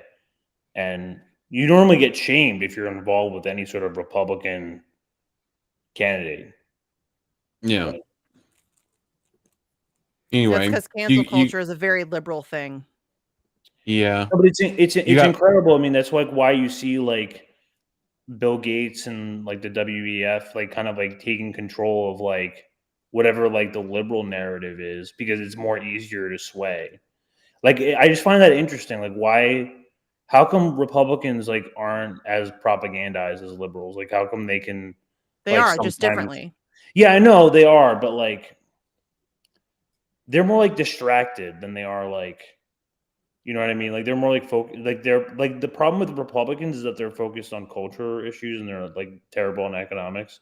Well, I think that there's that could be said about liberals too. I think that they're just different people are focused on different things, and I think the culture war thing is being shoved down people's throats very intentionally. And I think a lot of people are falling for that across the board. It doesn't matter Democrat, Republican. I think a lot of people are falling into that bullshit. And being, but it does matter, because like if you're running as a Republican, then you're getting like publicly like shamed, and you're getting a lot of flack sometimes, unless you're in an area where you're not. Well, I mean, you could say the same thing about Democrats too. Like it goes both ways. That's my point. It's not just one side or the other. I think it goes both ways on that, for sure. Yeah, for sure. On a national level, I'm saying. But Misty, you had more on the list, you said? No, I was just gonna talk about there's a I was gonna, but I wanna just, if you're in Ireland, fight against your stupid free speech law that you got going on right now, that wants to criminalize jokes, and if it makes somebody uncomfortable. What? What the fuck is happening? Yeah, there's a law that California law where if you misgender your child, Claire Daly fucking rant and like 3, 2, like yes. That's going to be good. Yes. I can't wait for that. Claire Daly, Mick Wallace. Yeah, that's going to be a good time. Yeah, but I mean, this bill is ridiculous. I mean, a lot of it is about the transgender issue. And if people say something that makes somebody uncomfortable, then that should be labeled as hate speech. And y'all, come on, this is just ridiculous. And if this, I don't think it'll pass. I think that this is just an obvious escalation of the attacks on free speech we've seen happening for a long time. This is just going to keep happening. I keep saying it. It's just going to keep happening. And it is just going to, I mean, here it is. But this is we're going to see this. There's going to be, we've had similar stuff in the United States. That's going to continue. Shit like this is out of fucking control. It's out of control. They already passed a bill in Mississippi where like it's basically like a trans, like a preteen trans sanctuary state, where you're basically like your kid can run off to Mississippi, go get top surgery, and then you can't do anything about it. You can't say anything. You have no say whatsoever. If they're under 18, I would have to see that under 18. Yeah, I would have to see that. You can't. Especially in Mississippi. Yeah. As a person who was birthed in Mississippi, I'm gonna tell you shouldn't go to Mississippi. Like you just shouldn't do that. Yeah. Like at all in any capacity, you know. Yeah, this whole issue is so, and you know what pisses me off about this issue? And here I'm inviting all kinds of hate upon my life, and I really just don't care. I'm so tired. But the whole there's no nuance. You're not even allowed to ask questions. You're not allowed to have any difference of opinion. You're not allowed to question the they're blaming it on autism now. Which is nice. I know. I have a kid with autism. I know. That's my favorite thing is when they start to blame the autism. Yeah. So it makes me angry that like we can't just have rational conversations, and that questioning the rationality of having kids make life altering decisions that you can't go back. come on, really? But I'm transphobic if I say that. That's a thing now. Yeah. I'm transphobic. How dare you? I'm not transphobic. That's a reasonable question. That is a reasonable conversation that we need to be having. If that is a wise thing to be allowing 13, 14, 15, 16-year-olds to be making. No, that's so inconsiderate. I'm such a bigot. I just thought you didn't get the jab. Ugh. Fuck off. You're not jabbed? No. Wow. Lucky you. Of course not. I wish I could go back and redo it. No, and I'm not jabbed. No, I don't mean to laugh. Like, I'm not laughing at you. I want to get the Pfizer juice out of me. I don't know what to do. I don't think you can. Wait, Reef, did you get I don't think you can. Yeah, of course. Yeah, I did not. I think all of us after 2 were like, "Nah, we're good." So, Misty, what gave you the insight at the time? Like, what made there was all this pressure. I remember in 2020. Like, I did it because I had to go travel to Europe. I didn't have to, and I didn't. I don't have to. Right. I didn't have to do it for work. But what gave you that insight? I didn't have any of that pressure. Like, what was like at the time? Like, what were the obvious rushed bullshit? Okay, yeah. We're gonna force it. First of all, anytime something is forced upon me, I immediately am like, no. Nuh-uh. They had They had the SNL commercials where we're like, we love Fauci. Yeah. No, all of that stuff. Yeah. Like I was already immediately skeptical. I was skeptical anything COVID period at this point. So I was already, but then like the rush nature of it. Listen, I have a kid with autism. I've had to deal with the whole vaccines cause autism and all of that stuff. And so I spent a long time in that fight. I know a thing or two about vaccines and about the vaccine debate. And so I'm pro-vaccine. Like, I think vaccines have, do I think that they should be made safer and that more effective and we should continue to study them? But Misty, they are safe and effective. No, but I've been told. No, they're very safe and effective. The vaccine, generally speaking, I think that they are. I think that people are, there's always going to be a potential for adverse reactions. YouTube is safe and effective. Don't worry about it. We love vaccines here. No hate. No vaccine hate. Yeah. So I mean, listen, I am not okay with forced injections ever. And the idea that it was I'm very hypersensitive to obvious propaganda, and it was very obvious propaganda, the way that it was being shoved down our throats. And I just was not interested whatsoever. And again, anytime you tell me I have to do something, I'm going to probably tell you to fuck off. Well, given that how the Democrats went just when Trump was in office were like, no, I'm not going to take it. But then the moment Biden got into office, then it was okay. Yeah. No, yeah, that was a huge flip-flop, right? Like, there's that whole montage of them all freaking out. Like, I would never take the Trump vaccine. And as soon as Biden got into office, it was a completely different story. Suddenly it was fine. Take it now. Yeah. Take it now. Get 74 of them. Go get, just line up. No. Yeah, I'm a naturally skeptical person. And to me, and this is I don't mean this to be like condescending to anybody. To me, it was obvious. It was obvious we were being lied to, and I was not interested in a forcible injection of bullshit. Thank you. No. Yep. No, thanks. I'll pass. Sorry. But Misty, your body, your choice. Damn straight. Damn straight. Yeah. I mean, forced medical procedures of any kind, is a no for me. That's a no for me. Thank you. Like I will pass every time. All those people that Joe Biden deports with missing, just free hysterectomies that they were given. Yeah. I'm a big no on forced anything, really. Mandated anything is, I think, fucked up. I'm a big choice person. I'm a big free choice person. You don't get to tell other people how to live their lives, what they have to do, especially medical procedures. No. And listen, I know, like Jax, I know you regret it, and I know lots of people regret it, and so I genuinely don't mean to be condescending when I say that, like, me, it was obvious. Yeah, I think I get it. Yeah, for anyone like me who Yeah. had to do it in terms of your job, otherwise you could have been kicked out of your Or job. even if you were just scared, like I get it. The Right. propaganda game in this country is intense. It is very strong. People, I fall for like there's stuff I've fallen for. Like we're all susceptible to it, so you shouldn't feel bad. You don't need to like make an excuse or a justification or it's like it's. I totally understand. No. I think that we all just need to learn from that. Right. And What we're mad at is the system under which that choice was forced upon you. We had to make that choice. Yes. Well, actually, it That's wasn't never a okay. choice at all. So yeah, that wasn't okay.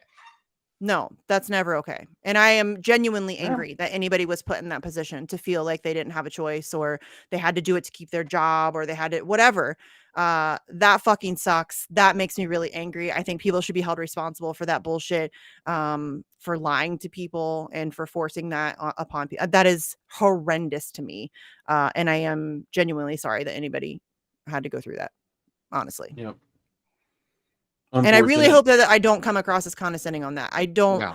I understand and sympathize completely. I know how propaganda works. And listen, fear is a very powerful manipulator. So even if you fell for it and you bought into it and you bought into the lockdowns and I don't hate you for it. I totally get it. But now that I think that the shame is in recognizing that and then like doubling down. You know what I mean? Don't be that guy. Learn from it, move on. Admit it. Just admit it. I fucked up. I fell for it. Learn from it, move on. That's don't double down. You know, It's not we have to look forward to the mandated brain chips. That's going to be fun. Yeah, and because this was just a trial run for other things to come, obviously, and they have learned how to better prepare themselves for next time. And there will be a next time, and so we need to get really good at recognizing those scaremongering tactics and the propaganda and learn how to fight better next time. Please and thank you, because it's coming. That's coming. What are you doing? 100%. I have like 74 cats surrounding me right now, and I'm a little nervous. 74. Not really. That's at least terrifying. 3. There's 3, and I feel like just there's have the another one to over deal there with, and that's enough. There's somebody else is over there because Daryl's freaking out. Hi, Daryl. Buddy. Daryl. I like how you have cat voice too. Yeah. You know? Who doesn't? Everybody has cat voice. If you have cats, you have cat voice. Yeah. Ridiculous. How do I feel about long COVID? I think long COVID sucks. Yeah. It sucks. I think that it would be cool if they would have allowed for okay, I can't talk. We're on YouTube, right? Yeah. They should have allowed for alternative treatments. Am I allowed to say that? Yes. Can I yes, say that, you are. YouTube? They should have. I'm a grown up. I'm asking More of permission. a basis for universal health care. Yes. Would have been nice. Well, I mean, listen, the whole universal healthcare thing, that's a whole other conversation because I think that the COVID experience has shown a lot of people that government run healthcare is not a great plan. I don't want those motherfuckers in charge. Those are the people who are trying to mandate I get injections. So and as I've always said, though, in my support for universal healthcare, I think we need to be very careful about what that looks like. What bill, whatever, however that is. I think it's the same thing that we talk about as far as unions. Yeah. Well, speaking of unions, here's Indy. Hi, Indy. Hi, Andy. What's up, Indy? What happened? Everything froze. Oh, I don't know. There You goes clicked Andy. the button. He just clicked it, I think. He says, "What happened?" It froze. Everything froze. You froze. Hi. What's up, everybody? Hold on. Let me turn on my. There we go. What's up, everybody? What? Oh man, I get to play with the tail. You are not allowed to not let me play with the tail. Oh my That's god, not my how cats. this works. Everybody can fuck off. That's my bitch right now. Everybody can fuck off, including my kids. I love you all, but you can all fuck off. Indy had to tell a kid the other day, and it was just hilarious. He's like, "I love you. I don't always like you." I said that to a 7-year-old. Yes, I did. Yes, I did. That's so true. It is so true. So hilarious. It's been a day. It's been a day. It's been a week. It's been Isn't a month. it always? It's been a year. Yes. But Indy, think about it. Tomorrow they get to celebrate you. Right? Yeah. And I get to, sure, they get to fight with each other on a day that they call Father's Day. That's right. Nothing changes. I mean, at least I can't speak as a father, but as a mother, Mother's Day is, and especially in my house, my husband works every Mother's Day. Like Mother's Day's a big day for him. So there's no mother, I get the same day. It's just another, yay. I might get a card. Like, well, we're supposed to go have crawfish like we did for my birthday. So hopefully I'll go eat crawfish. That'd be awesome. Yeah.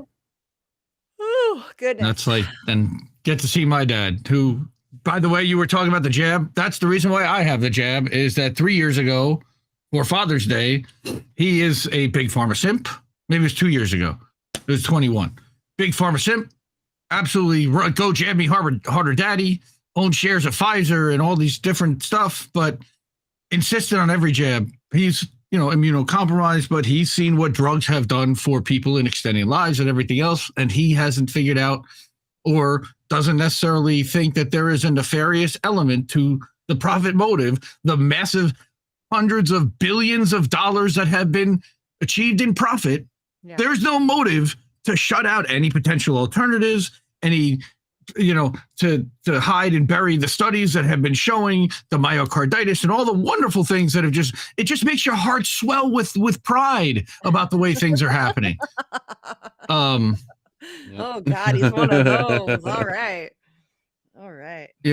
So yeah, it's so happy Father's Day to everyone who's out there and celebrating, because you guys earn it. It's a pain in the ass job that at times it's very rewarding, but it's thankless. Happy Juneteenth. Oh, can I bitch about Juneteenth for a second? Sure. Please. I mean, I'm lucky that I have off given my job, but all black people should have off. And yeah, I know you talked about this with me 2 years ago, because you're like, as a Jew, like, well, you have personal days. Like, if you have a Jewish holiday, you can take a day off for. Black people, if you are working, should not have off. Should have off. Yep. Right? Like, sure. There's no reason why Target and all these other places where people of color, and speaking for black people, should be working anyway, even though they might get time and a half or double time. It's a black holiday. We should have off. Every black person should have off. So I think it's kind of bullshit that. And you notice how they made Juneteenth a thing, and there was no best we can do is Nancy Pelosi and Kente clock. That's the best we can do. To me, something is up. Wait. Republicans, there was no opposition against, when I think it was when Biden made the executive order, basically being like, "Oh, Juneteenth is now a national holiday." No opposition against that. So that's the lobbyists and the capitalists basically plotting to make it a thing. But yeah, as I said, all black people should have off on Juneteenth. There's no reason why any black person should be working on Juneteenth. I'm cool with giving lots of people days, I'm all for all the days off. Paid days off would be nice, wouldn't it? Right. Like the rest of the world gets.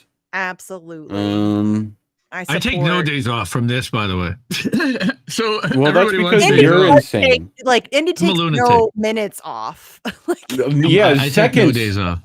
0 seconds off. I tried. But I tried so hard. This is what I do I do this shit for fun. This is not my work. I have a job. Yeah. But I think his idea of fun is also very, well,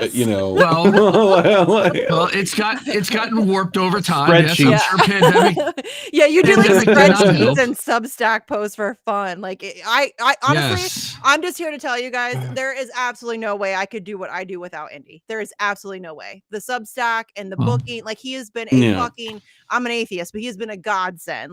Seriously. So much easier. It is so much easier. And he takes care of all the booking. He organizes everything. He does the Substack. I don't have to worry about it.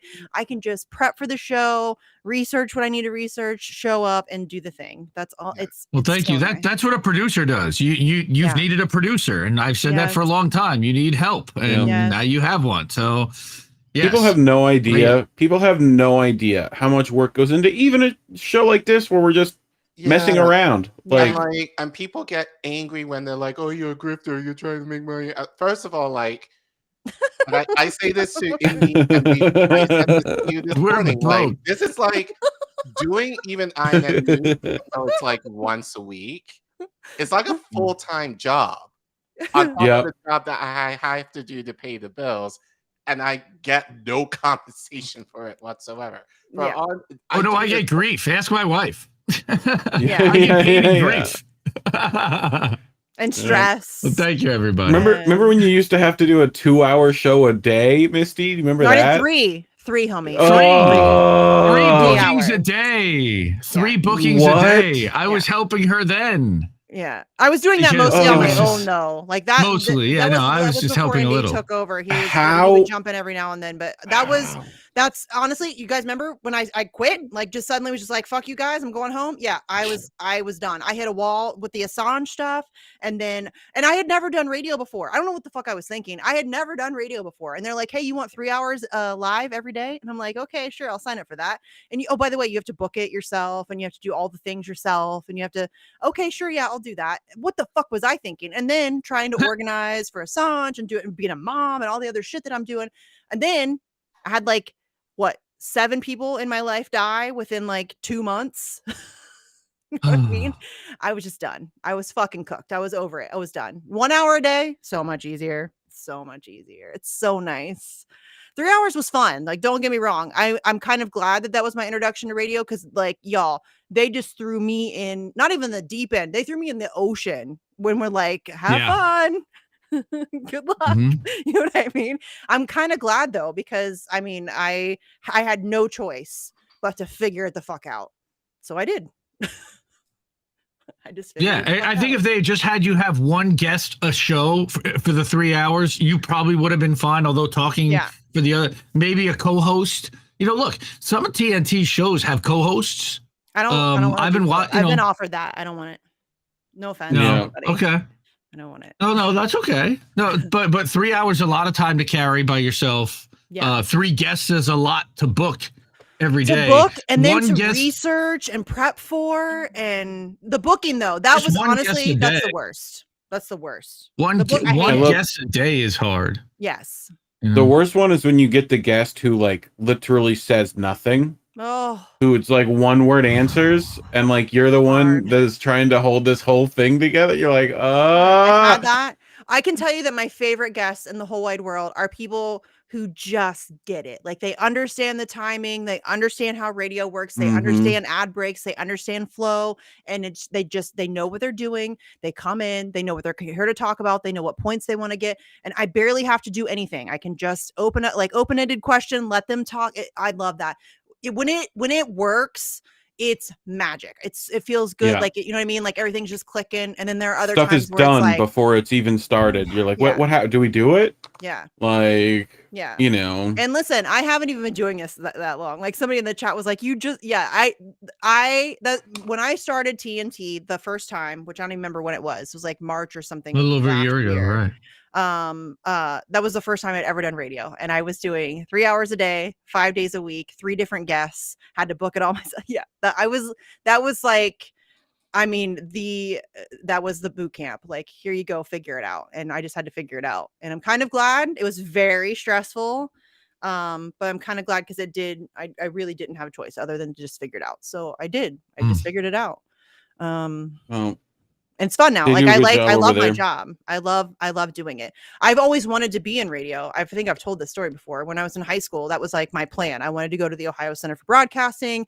I wanted to be on radio. I interned at CD 101, and I was a guest DJ one time, and all of that stuff. I was really, that's what I wanted to do. And then radio kind of died.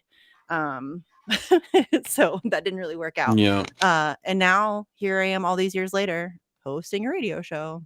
So there you have it. Well, I wanted to be in media. I was in AV in high school, and I always kind of wanted to do media, but at the same time, I didn't want to ever really make it my job. I studied journalism too, Team Orca, but I literally quit on my first day of journalism school when they asked for deadlines, and I'm like, I'm not doing that either. Yeah. So I just kind of wanted to do it my way, and then I fell into doing this after watching MSNBC, then TYT, and getting angry at the couch and watching Jimmy and being inspired to just stop sitting on the couch and yelling at my TV and just do this shit and make YouTube. Now we yell at you people. Get in chat and now and now you guys yell at me. So that's fun. Cynic, thank you. Cynic said I have impeccable timing. That means a lot to me, and that's something that my producer tells me on a nearly daily basis. Yeah, you're like, he's like, "Are you sure you haven't ever done radio before? Your timing's really good." And I'm it's like, really good.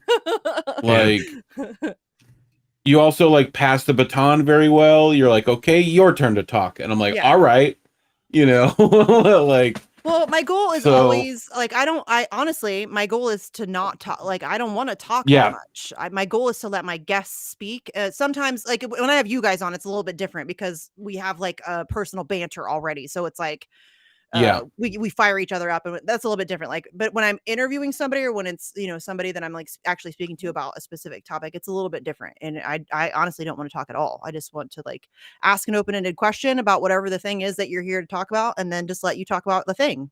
And wherever I can poke and prod to like get more information or whatever, fine. But mostly I just want my guests to be able to do the thing that they're there for. I love going on fault lines, y'all.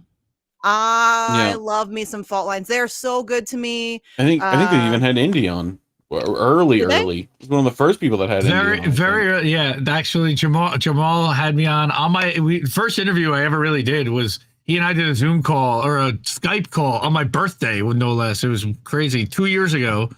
And that was my introduction. That was aired on Fault Lines. And then as it turns out, he was recording the whole time, and we spilled some tea, and I'm like, dude, I wish I had the other half of that interview because he spilled tea. That disappeared forever. It fell into the archives somewhere.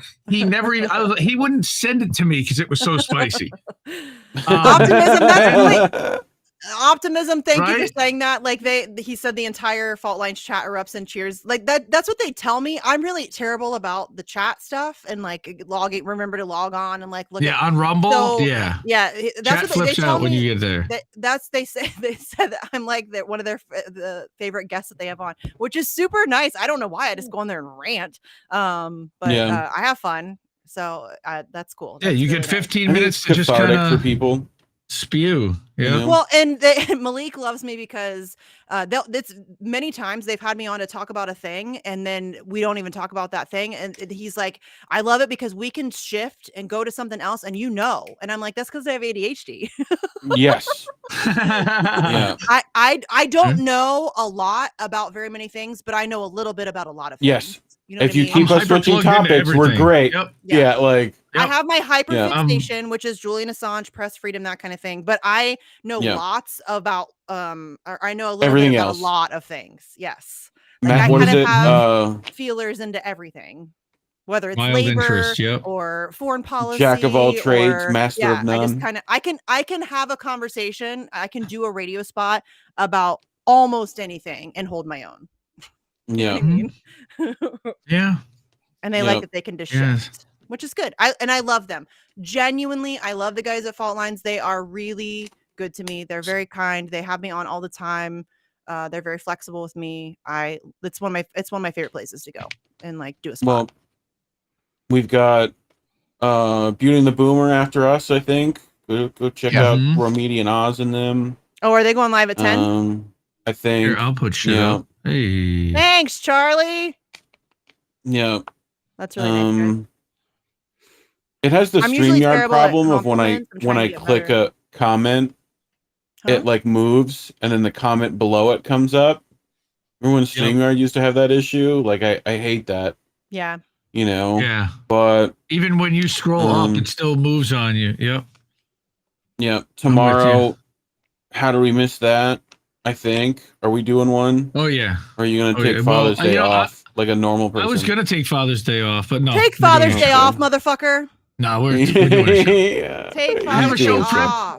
I have a show. I'll do the show for you. I'll do the show with you. You want to do the show? Well, we're doing an East Palestine story. We're also going to talk about. We're also going to update you on Ukraine and all the crap they're doing in the UK. Okay. Crap, suspended for balanced news, and UK figures warning about. He's more than willing to drag you into this, Misty. I would not let him run with that if you want a day off as well. We're also going to read. Well, we're going to start out reading Dontel's article about the aliens. We don't get holidays in this house. I know. Dontel's article about the aliens was actually really good at unapologetic.substack.com. I was reading it and I was like, I love that guy. He's great. I haven't read it. We love Dontel. Yeah, I love Dontel. It's actually, well, you know what? Most people are like, it's a psyop, it's pathetic, he's fake. He's like, well, maybe, except there's a lot of smoke there. Can there really literally be nothing? Like, I don't know. He's dropping some names like Daniel Hale and Edward Snowden. I'm like, okay, I don't know if I'm going that far with this guy, but he's like, look, this guy went through official channels. He did file stuff. We're going to see what he had to say. It's just a matter of when.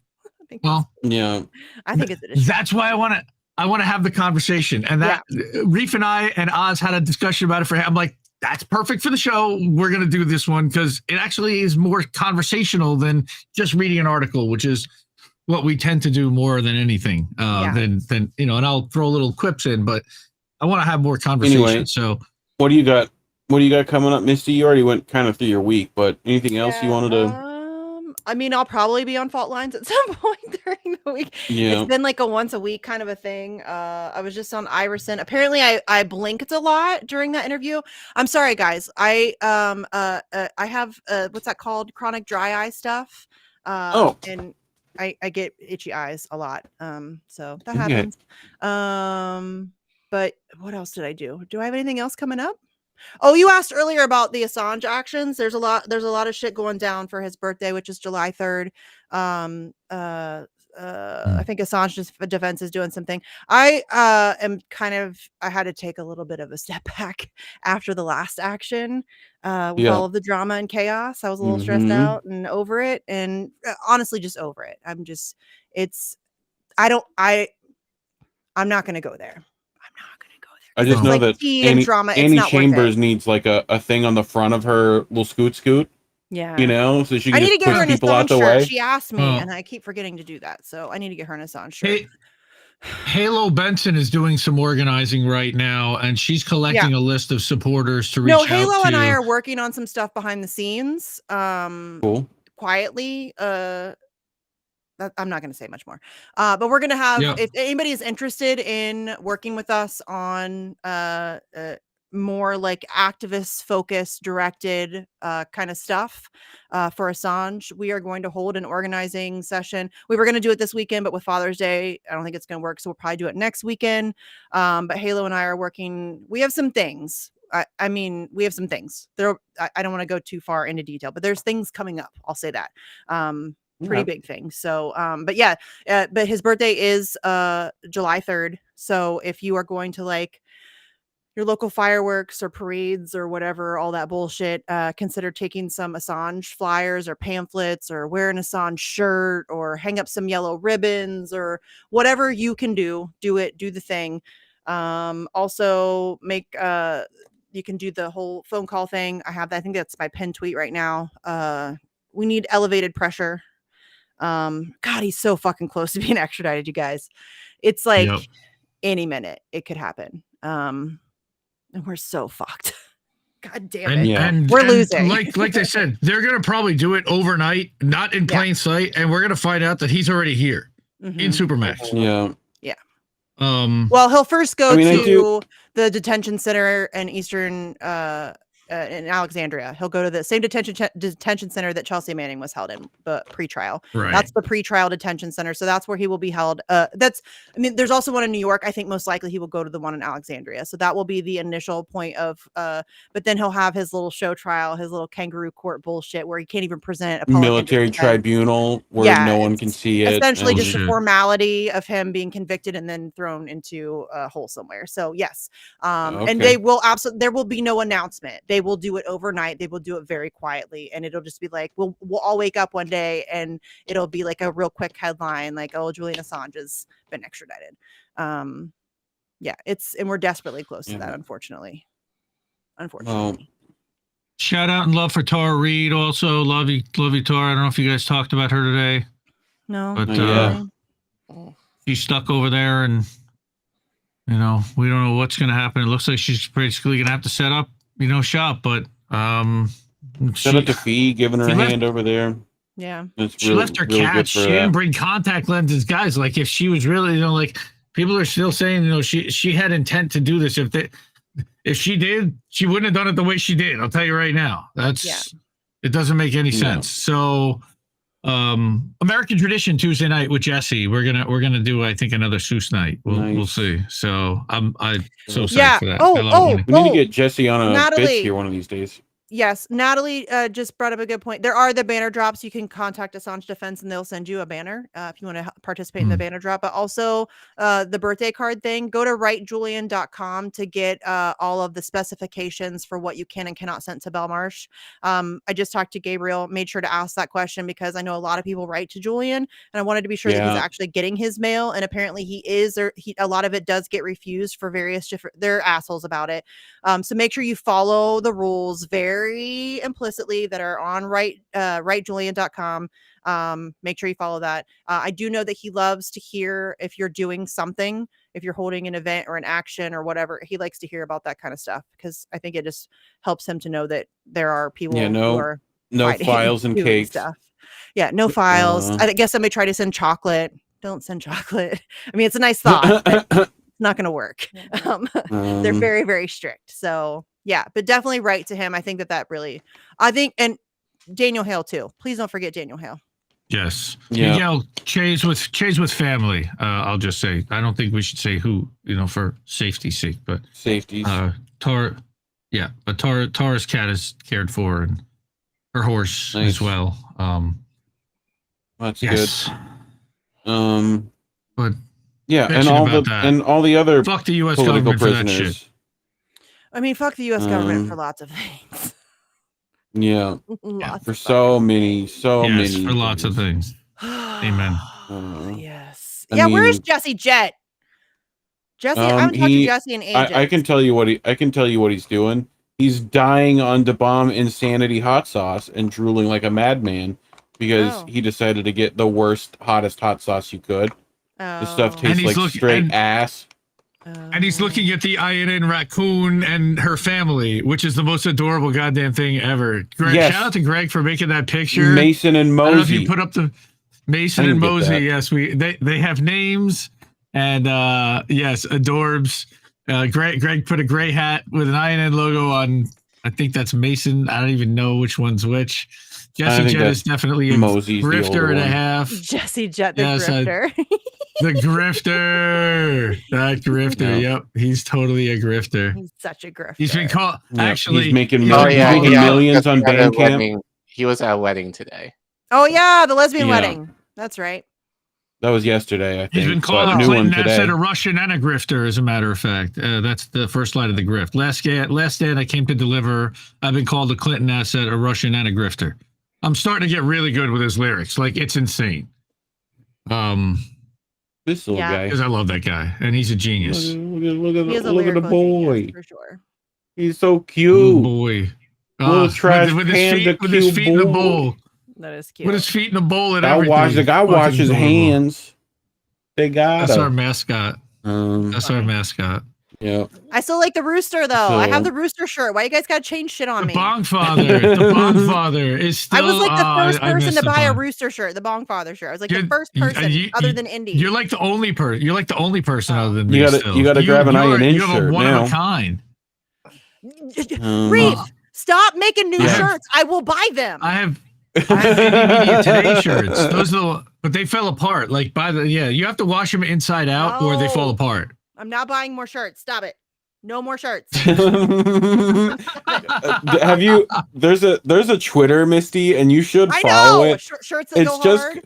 Shirts that go hard, and it's the funniest thing. It's so funny. Like they have the funniest shirts ever.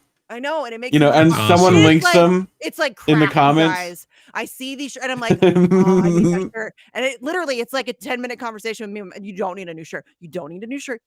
I know it's a cute shirt. I know it's funny. But you might. You You have like 742 shirts, Missy. You don't need a new shirt. Stop it. You might need a new shirt. I don't need any more shirts, you guys. It's you a might problem. I don't. though. I have so Funny. many shirts. All right, guys, go watch Oz and Shanda. It's 10 o'clock. They're gonna go live. Yeah, and I'm tired. We'll be back next week for another bitch. Yeah, I'll be back next week. Check out TNT Radio Monday through Friday, 6 p.m. Eastern. That's the Misty Winston Show. Great lineup next week. Thanks to Indy. That is really, I have nothing to do with that. I have very little to do with that. Wednesday. We still need someone for Wednesday, but happy Father's Day to all the dads out there. Yes. And tomorrow night, how do we miss that? 10 o'clock Eastern, 7 Pacific. Come and hang out with us, and we'll do some boats. And after I talk about some nightmare fuel. Okay, and we'll be back next week. Same time, same place, same bitch. Yep, that's all I got.